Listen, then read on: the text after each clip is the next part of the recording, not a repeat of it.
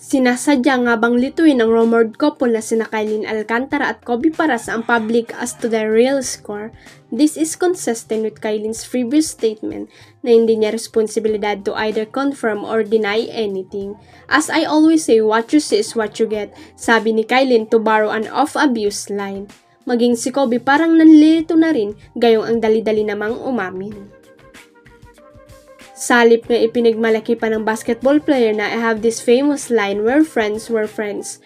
Friends pa ba yung latest date nila si Rich sa Infanta Quezon kasama ang lola tita ni Kylene? Palusot ng kapuso actress, that was our second time, the first one was when we were in China. Pare raw sila ni Kobe na mahilig sa nature.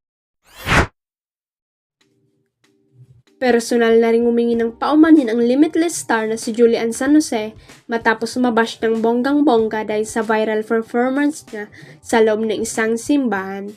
Pagkatapos mag-issue ng official statement ang GMA Sparkle Management ay naglabas din ng payag si Julian tungkol sa kinasasangkutang kontrobersya. Nag-post ang girlfriend ng kapuso aktor na si Rayber Cruz sa kanyang social media accounts para iparating sa publiko ang kanyang taos-pusong pagsusori. I am offering my apologies, even though my only intention were to share joy and to give support to the church through the Winnipeg concert. Many have felt offended about the incident I was in and with my performance which caused distress. I truly sincerely apologize. This is a lesson learned and it assured that it will not be repeated, pangako ng kapuso star. Pagpapatuloy pa niya, I am not perfect but please know that I have strong beliefs and my faith is unbreakable and cannot be shaken. I pray that we can all move forward with compassion in our hearts.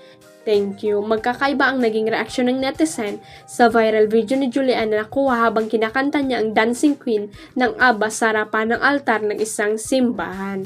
Nangyari ito noong October 6 kung saan isa si Julian sa mga nag-perform para sa benefit concert na ginanap sa Nuestra Señora del Pilar Shrine sa Mamburao, Occidental, Mindoro.